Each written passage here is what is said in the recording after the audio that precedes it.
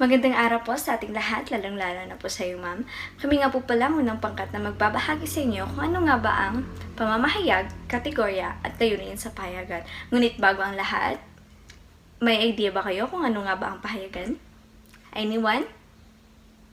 Okay, so ang pahayagan ay? Ang pamamahayag ay naglalahad ng pasalita o pasulat ng mahalagang bagay na dapat malaman at matutunan ng tao. Ang pamamahayag o pahayagan ay isang uri rin ng diskurso. Ngunit, anyone, ano nga ba ang diskurso? Alam naman natin kung ano ang kahulugan ng isang diskurso, hindi ba? Ang diskurso ay tawag sa paggamit ng wika bilang paraan ng paghahatid ng mensahe. Formal o sistematikong eksaminasyon ng isang paksa na ginagamit ang anyo ng diskurso, ang pasalita at pasulat. Narito ang ilang halimbawa ng pasulat at pasalitang pamamahayag.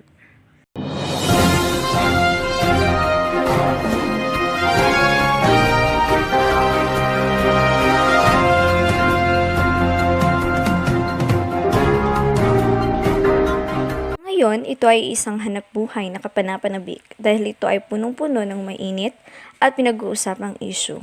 Mga impormasyong kinakailangan ng tao upang magamit sa pang-araw-araw na pagkikipagsalamuha at mga gawaing may kaugnay sa buhay.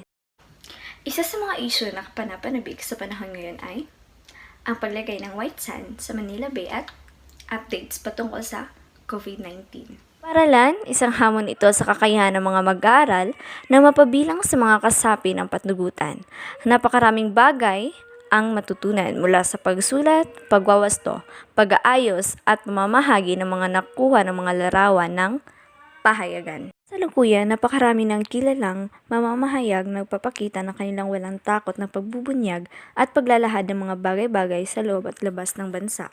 Kikita sa telebisyon ang pagbuwis ng buhay ng mga mamahayag upang makakuha lamang ng sapat na impormasyon. Lamang nagtatapos ang aking leksyon patungkol sa katuturan ng pamamahayag. Muli, maraming salamat sa pakikinig. Magandang araw sa ating lahat. Ang topiko natin ngayong umaga ay ang kategorya sa pamamahayag.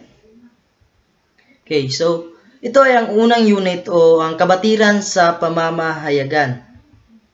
Okay, ano nga ba ang pamahayagan? Ayon kay Miller, 425, ang pamahayagan ay isang uri ng hanapbuhay na ang gawain ay magpalimbag ng mga pahayagan at magasin. Okay, totoo nga naman na ang pahayagan ay isang hanapbuhay dahil magbabayad ka kapag ikaw ay magpapapublish o magpapalimbag ng isang gawain or balita. Okay, so ang pamahayagan ay isang pamamaraan o medyum na maaaring pasulat, pasalita o ang pampaningin na nagbibigay ng impormasyon na kailangan ng tao. Okay, so sa pamamagitan ng pamahayagan ay makakukuha tayo ng impormasyon katulad ng dyaryo, balita sa telebisyon, balita sa radyo, di ba? Okay, so ito ay ang pamahayagan ay sumasagot sa dalawang tanong, ang paano at bakit. Okay, may tatlong kategorya sa pamamahayag. Ang una ay ang pasulat, pasalita, at pampaningin. Ang una, pasulat. Ano nga ba ang pasulat na pamahayagan? Ang pasulat na pamahayagan ay ang nailathalang pahayagan, magasin, o ibang babasahin, katulad ng comics, dyaryo, at iba pang mga babasahin na nailimbag o naipublish. Ang pasalita na pamahayag. Okay, ang pasalita na pamahayag ay radyo o inihayag ng pasalita sa pamamagitan ng pagbabalita at pamumuna o pagbibigay ng komentaryo. So, ang numero unong halimbawa ng pasalita na pamamahayag ay ang radyo. At ang panghuli ang pampaningin. Pagbabalita sa telebisyon ng mga on-the-spot telecast na pagbabalita o komentaryo at paanunsyo. Katulad ng sine, 24 oras, sila ang nagla-live broadcast at matatawag natin ito na pampaningin na pagpapahayag. At yun lamang, maraming salamat sa inyong pakikinig.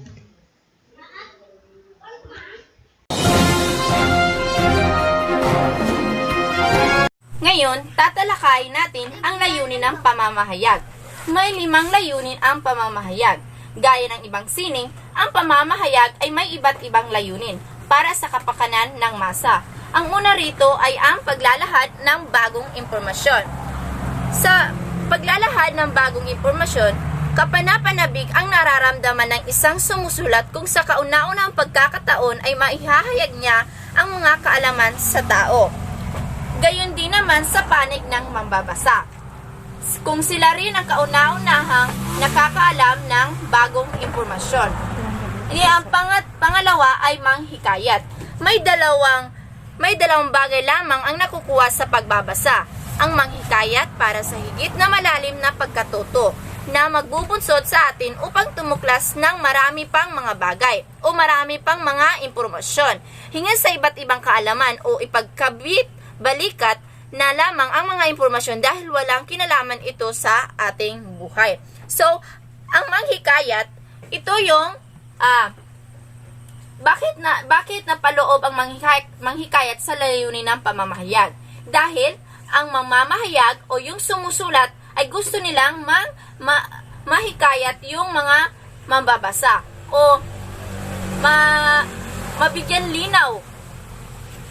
Then, ang pangatlo ay magturo at mapaniwala.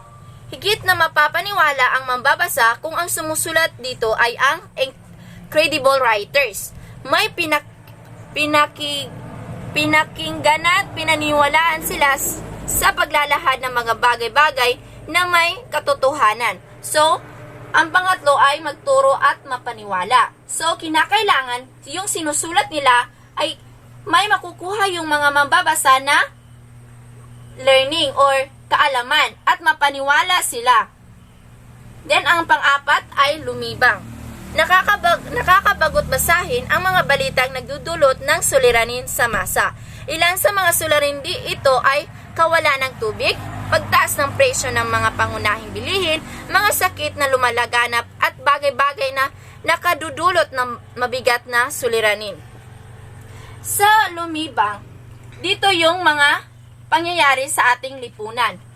Dito yung mga ito, kawalan ng tubig, pagtaas ng presyo ng pangunahing bilihin, mga pangyayaring napapaloob sa ating lipunan. So, ang panglima, ang bumatikos para sa pagbabago.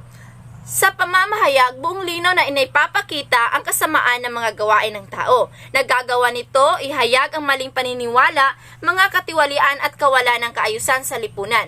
Kapag naihahayag na ito, makaasa pagbabago ng masa. So, bumatikos para sa pagbabago. Nakikita naman natin na ang mga reporters, sila yung mga taga-sulat. Sila yung bumabatikos, may binabatikos din silang mga katiwalian sa ating lipunan. Kaya,